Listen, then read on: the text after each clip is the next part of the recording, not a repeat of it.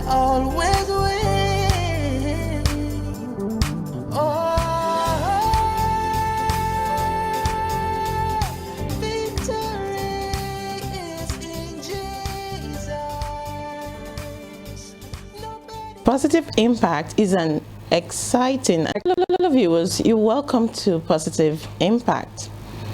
Positive Impact is an exciting and entertaining program where we have professionals share their perspective on burning issues, as well as enlighten the viewers and also proffering solutions. Today we're going to talk on the role of a pastor's wife. I have with me today the wife of the lead pastor of the Prince of Life Church International. Her name is Mrs. Victoria Sam Eju. Madam, you are welcome. Thank you very much. I know you would want to introduce yourself properly to us. I didn't say everything. Could you tell us more about yourself? Okay, just like you said, I'm the wife of the lead pastor, the Prince of Life Church International, and I'm a pastor's wife. And also, not just that, I cut across from there to also I go other things like academics and all the rest. Okay. So I have my first degree in English and my master's in communication. Wonderful. And also, I have a book. I'm a writer, I'm an author. My first book is The Friendly Deceiver. And in a few days' time, I'll be launching my second book, which is The Attractive Pie. Who is a pastor's wife? Can you tell us? When we say who is a pastor's wife, it cuts across so many things. Now, when you say who is a pastor's wife, we can't really specify who a pastor's wife is as per look or actions, because different persons with different perspective and different looks and what they believe in. So from my own perspective, a pastor's wife is one that has been set aside to assist the husband in the ministry, to help him in his assignment, to make sure that that which God has ordained him or proposed him to be comes to pass. Okay. So how do you balance, the duties of a wife and a pastor? How do you balance the duties of a pastor's wife and the church? No. How do you balance the duties of a pastor's wife and the marriage? Okay. Now, when it comes to the church and marriage, these things are two different things that are very important. Now, I don't mix them up. What I do is, when it comes to church and the things that has to do with church, I focus and I do it, but when I get home, my home is my home. My husband is my husband. There is this thing I always believe. The man of God is actually a man before he became the man of God. Yes. And this man needs attention. So when you talk about church and marriage, some persons make this mistake of when they come to the house, they are this holier than thou attitude. They want to bring in the things in the church. They want, please, somebody should make food for my husband. I'm busy, I'm praying, I'm doing this. No, it is not meant to be. When you come back to the house, the man should feel that he has a wife. He needs to be cared for. He needs to be taken care of. The kids also needs you as a mother to take care of them. So I think from my own view or from my own self, what I do is when I go to church, I do the things there. And after there, when I come back home, I take care of the home. I take care of my husband. I take care of the kids. I don't allow those things of ministry to affect my home, because a time will come when it will tell on the kids. And it will also tell on the relationship between I and the man before we talk about the man of God. Okay, so in the church, you play a specific role? Or? Yeah, I can't really say I play a specific role. What I do in the church, I allow myself to be versatile. Okay? So what I do is, in church, I allow myself to play different roles. For instance, in the children's department, sometimes I just go to my children's department, teach them, play with them, show them some love, and I'm there for them. Then in the church, apart from teaching and preaching, which normally every pastor's wife should do, I make sure I reach out to the single and married, which is a series. I do that every month. It's a series. So I make sure that I put up a situation whereby the single and the married come up with their questions, and then we answer, we'll rub minds together, then we'll reach out to those things that are hurting their marriages, helping the singles to also grow and also be able to locate their true life partners. So that I do. And also I assist in the area of making sure that the groups in the church are actually functional. When I mean groups, I mean the men, the women, the youths. We have the teens, and before we come to the children. So I make sure that those groups are functional, that they are doing well. I think. Okay, so as a pastor's wife, what are the challenges that you face in the church? Challenges. Yeah. When we talk about challenges, there are much. Let's just have a few. Few of them, okay. Now, number one challenge, I will talk for myself, and I also have that notion that some other pastor's wife also passed through same thing.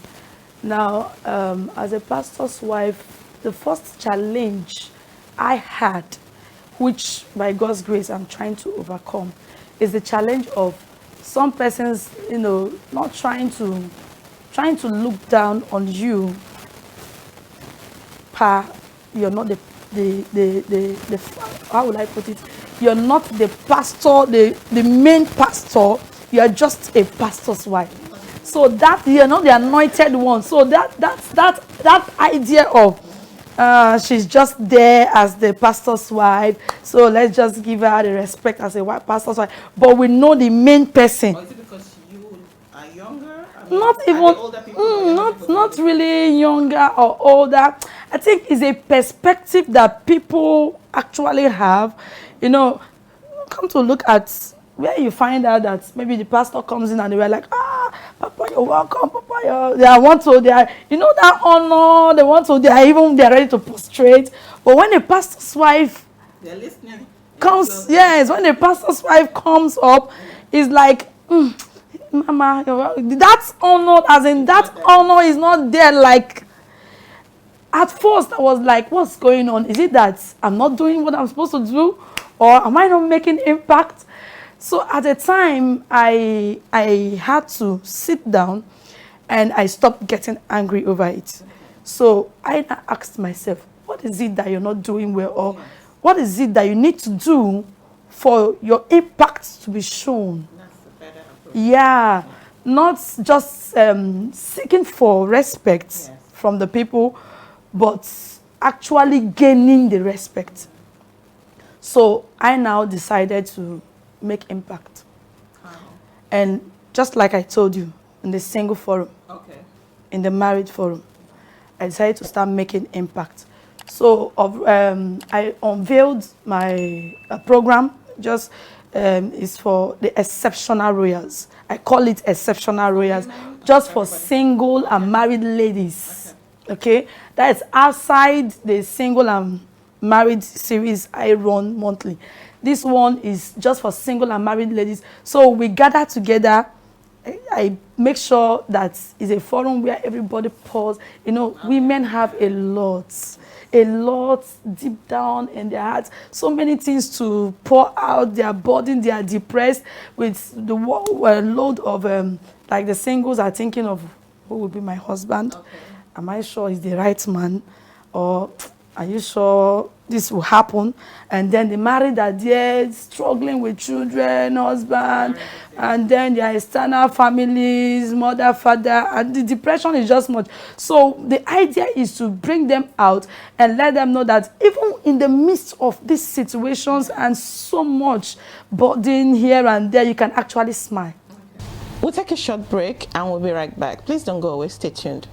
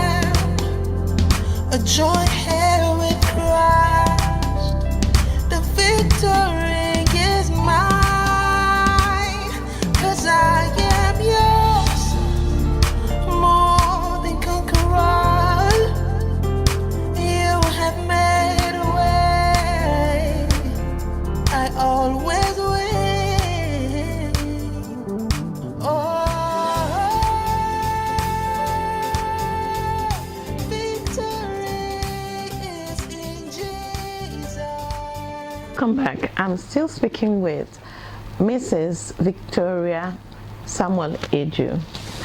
So we were talking about, you were talking about you being honored and not being honored. But you know something that I liked is because you said you had to go back to check yourself. What is it that you're doing right and what is it you're not doing right?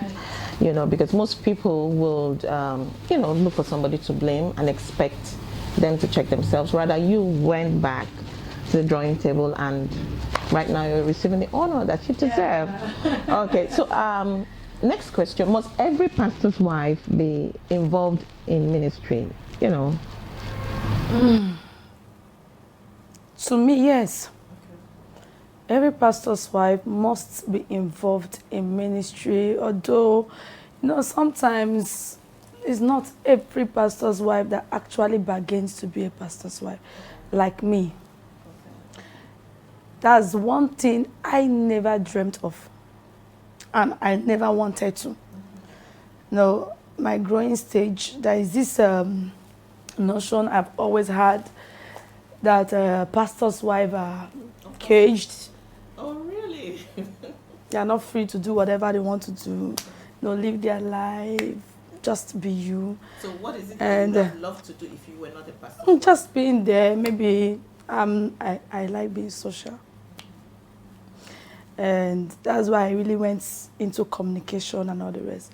So that's my thing. So to me, what I thought, just like I said, my notion was that being a pastor's wife is like being caged. I grew up from a home where my dad is a pastor.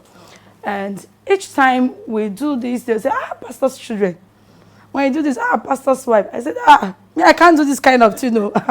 So when I saw those, I said, no, this is not the kind of. So I keep saying to myself, I don't want to marry a pastor. I don't want to be a pastor's wife. In fact, you're telling me, God bless you, you're going to marry. I said, thank you, but I don't need it. So when my present husband came and seeking for my hand in marriage, he wasn't a pastor. He works in a secular, and so I was like, I said, that's what I want. I don't want a pastor and all the rest. So 2 years, 3 years into the marriage, and somebody is now telling me I'm called. Called where? Okay. You know. And I said, if you're called me, you know from the beginning that this pastor thing, me, I'm not into it. So if you're called, I don't really know you're on your own. And it got to the point where I knew that this man this is what he has been ordained to do. So I had to just support him. So when I entered into it, I had to sit down and tell myself, okay, you just have to accept the fact that you are going to be a pastor's wife. Accept the fact first, then work towards it. So I had to accept the fact, and I told myself, okay, if that's what you want, I love you, and I'm ready to support you. So I had to just... That's easy. It was just easy. It wasn't easy. No, okay. I told you, it wasn't easy. I didn't find it funny at first, but I had to. Okay. You know, when you love someone, you can actually go all the way out to support the person. So I had to just give into it. Counseling? Did anybody mentor you? Not really. Nobody mentored me. Because even one mentoring me or telling me, it even pisses me off, because I don't even want to hear it. I had to sit down. So right now, are there benefits? Are you enjoying it as a pastor's wife? Yeah, I'm enjoying it. I'm enjoying it. Honoring, or there are other benefits? Not even the honor. I think the area I enjoy most is the impact that I make in the lives of young guys, young ladies, married men, children. The impact is what thrills me, that gives me joy, because I'm this kind of person that if I can be in a place, I can be in a place and I won't talk. I will just be there, noticing what is happening, and some person will be like, Vicky, talk now, what is it? I said, I don't want to talk, I don't feel like talking. Right now, you have to stay. When I entered into the ministry, it was all like, this is not what I bargained for.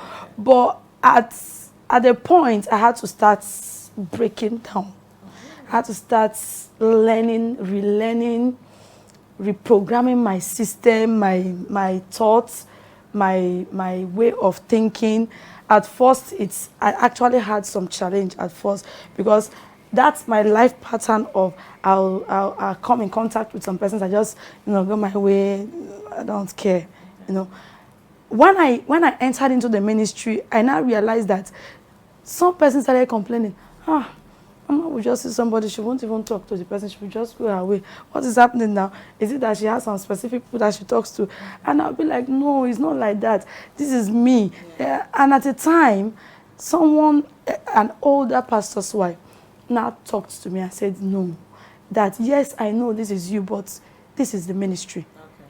You just have to carry people along. Else, they'll feel like you're trying to create a class. So I had to reprogram myself and started carrying people along. The process of accepting to be a pastor's wife. Yeah. What was your husband's contribution? How did he support you? To accept. I'm the one supporting him. I'm the one supporting him because it wasn't my bargain at the first place. So whatever support you're talking about, I'm the one supporting. So he just kept quiet. He didn't try to encourage you. He's the one that is supposed to even give me the encouragement, because if he doesn't give me the encouragement, I can back out. Okay. So he was trying to see, okay, let's do it this way. Okay, which one do you want to do? Okay, what do you want to do? Okay. He was just giving me that free hand, and that's one thing with him. He gives me that free hand. Okay, what do you think should be done here? Okay, if that's what you want, okay, let's do it this way. He doesn't do his thing.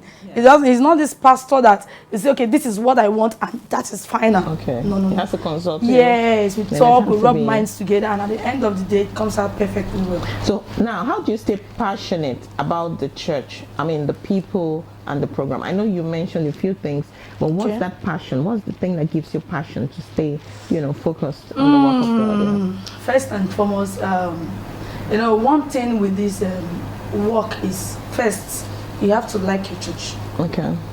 There are some pastors' wives that don't like their church. They are just there because their husbands or their husband. They don't like the people because the people make up the church. Before you talk about the people, the pastor. The people can be good, but the pastor is not good. Okay. So when the pastor, there is this thing they say, the oil runs down from the head before it gets to the toe. Okay, so if the pastor is not okay, the church cannot be okay. So there are some pastors' wives that, if given the chance to decide, will you attend your husband's church or another church, they will quickly run to another church because they are just there enduring it. That's one thing I have come to realize, that naturally, not just because I'm the pastor's wife or he is my husband, but naturally, I just found out that I love the church on its own. Number one, because of the vision. Okay? Now, the vision is build me a team, build me an army, and build me a family. And I know in a family, what we'll talk about is love. Okay? And when you talk about the team is all about unity. When you talk about army, you're talking about group of persons coming, fighting for one cause, which is in the area of prayers. And these are the things that are revolving around in the church. And each time I come to church, I feel this excitement, this joy, this passion. That alone keeps me going. Okay. So as a first lady of the church, do you have other pastors and their wives in your church? Like for now, what we have is ministers. Okay, ministers. So how do you relate with their wives? They're married? Some are married. Okay. Some are not married. So what's the relationship between you and them? It's called a relationship. Awesome. We just like I told you, we are family. Yeah. Now, what hurts the other affects the other. So with that mindset, each time we come together, maybe one person have one challenge or the other, we just gather together and make sure that what we do to help this person to come out of this situation. So just come together and then we move on. Yeah. Okay, so how should a pastor's wife behave? Just give me your own perspective on how you think a pastor's wife should carry herself in the church. A pastor's wife, number one, should be friend to all. Should be friend to the old and the young. Okay. Because the role a pastor's wife is playing is a role of a mother. So when it comes to that motherhood, age doesn't count. Yes. So first characteristics of a pastor's wife is that she has to be friendly and receptive. And that way, members will be able to come to her when they have challenge or they have issues to be addressed. And number two, a pastor's wife is not supposed to be a talkative. When I mean a talkative, a member comes to meet you and say, Mama, look at what I'm going through. Yesterday my husband beats me up, and right now I'm just having a second thought. I want to leave the marriage. And the next second, is everywhere. Okay. So the next time, this lady wouldn't come to you to tell you anything that has to do with her marriage. Okay. So a pastor's wife is supposed to be someone that anyone can confide in. Okay. So what are you called? Mommy, Mama, Mrs. Adrian? Well, some persons call me Mommy, some call me Mama, but generally they call me the 6G Mama. So which one do you prefer? I know you prefer the 6G Mama. I prefer the 6G Mama. 6G Mama, what does that mean? there is this perception they have about me. They are like, Mama is everywhere. Mama is everywhere. She's everywhere in the church. Anything you want her to do, she's there. She will do it for you. So they just tagged it that she's a 6G mama. So it just carried, and everybody was like, even the smallest kid. It's just mama. So now, what do you guys have dress code? Like pastor's wife, is there a dress code? You know, no. How should a pastor's wife dress? We don't have a dress code, but normally, as a pastor's wife, you should know that modesty is what counts. Yes. And when we talk about modesty, modesty simply means dress in a way that you will not reveal parts of your body. Okay. Just modest dressing. Make sure when you come out, you look good, but not naked. Okay. We'll take a short break and we'll be right back. Don't go away. Welcome back. We're still here with Mrs. Victoria Eju, the 6G mama. So I read through your profile. I saw that you have a first degree in English, second master's in communication, yes. And you've written, a few books. One of them is The Friendly Deceiver. The first book is The Friendly Deceiver. Okay. On the second one, which I'm about to release in a few days, is The Attraction Pie. Oh, Friendly Deceiver. Just give us a brief. The Friendly Deceiver cuts across, telling you who a friend truly is and who comes in form of a friend, but not actually a friend. How you'll be able to detect them, how to follow them, and how you'll be able to come out of their web. Okay. And the other one will be launched very soon. I think in a few days' time. Oh. The Attraction Pie. Oh, very lovely. For singles, like getting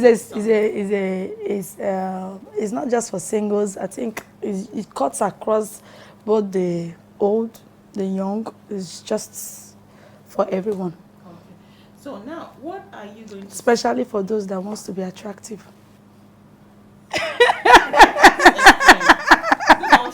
Yeah. Beyond the looks. Okay, attractive inside and outside. Just there. Oh, okay, so okay, so what's going to be your advice to young pastors' wives? Okay. Number one, I want them to look at their husband as their number one fan. Okay. When I mean number one fan, there is one thing with pastors. They get more excited and they feel happy when they find out that their wives are their number one fans. Okay. And how will they know? You promote your husband, promote the ministry, and promote the assignments. So if you're able to do that, it helps the work and the assignments to grow faster. And then number two, they should strive to grow personally, not just that name. Beyond pastor's wife name. Okay. Personal growth. Read books, educate yourself more, go out, meet people, interact. Just have this mindset that outside the name pastor's wife, this is my personality, my logo. Okay. This is who I am. So that if they remove that name and that title from you, there should be something remaining inside of you that is outside the ministry. Okay? Then number three, they should support their husband prayerfully. These men, truly, they need prayers. They pray more for people. Their focus is, this family is having issues, let me pray for them. Oh, somebody needs a job, they pray. They don't care about themselves. So the only person that will remember to pray for them is the wife. So they should pay attention on putting their nails down and praying for the man while he's busy outside. Then number 4, have in mind that every stage there is a challenge. And the ability to scale through each of the challenge is what makes it. Like me, I'm going to say this, and while we were coming up in ministry, I had this challenge. You know, I got married 2003.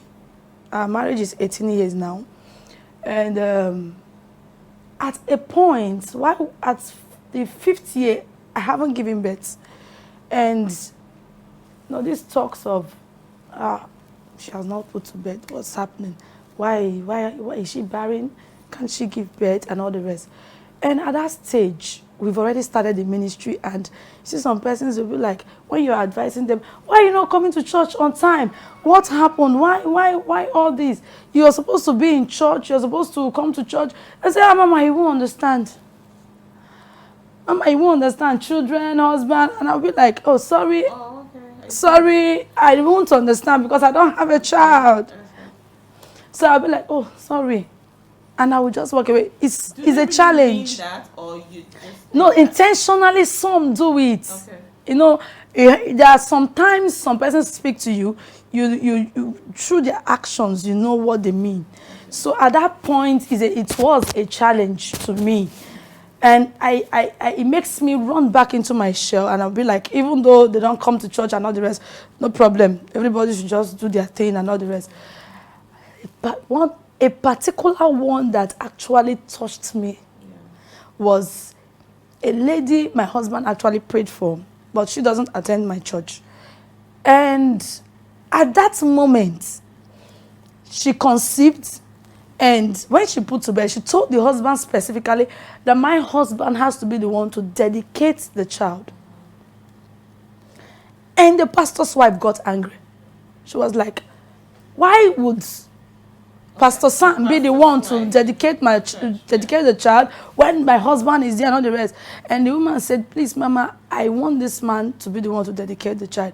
So on that specific day, they invited my husband back to the church again because he went there to minister before he prayed for the woman.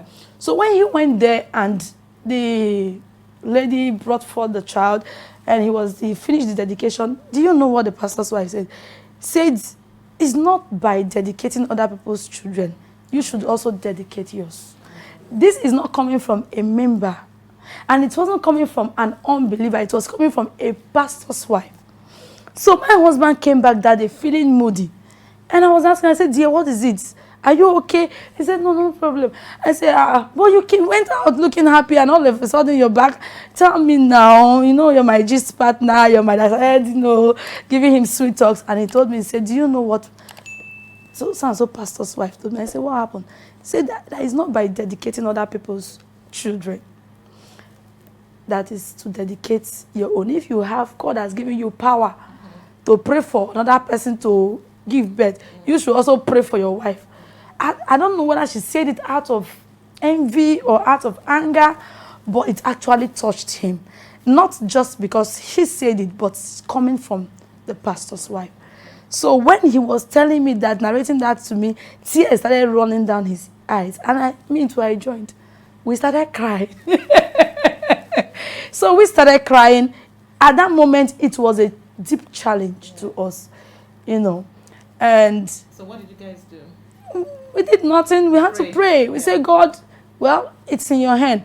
But do you know that years after I conceived, that was after 9 years into my marriage. Yes, 9 years. We stayed for 9 years before I conceived.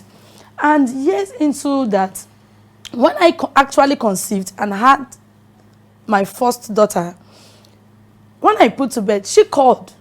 That same pastor's wife, she called. She said, congratulations, so I heard that you put to bed. I said, thank you, ma.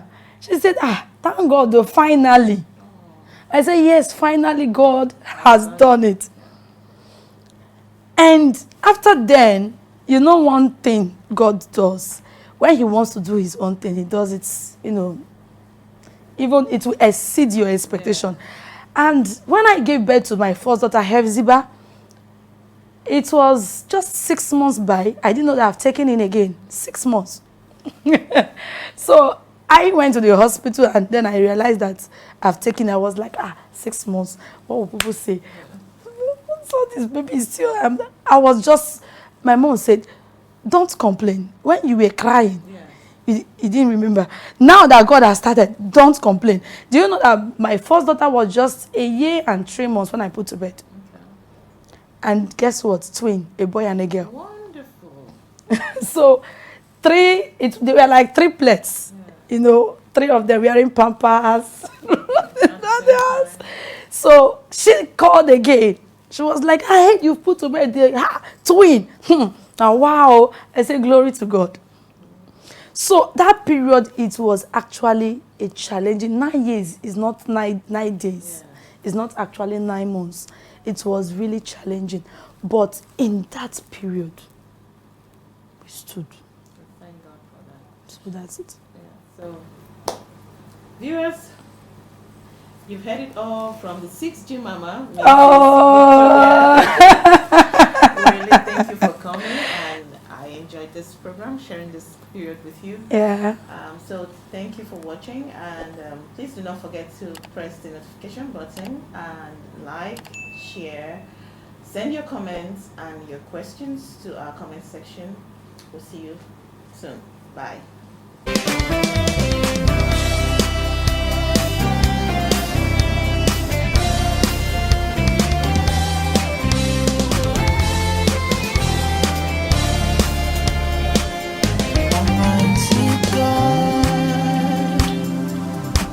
Of peace, I have victory in you, the living word, Lamb of God. I have victory in you.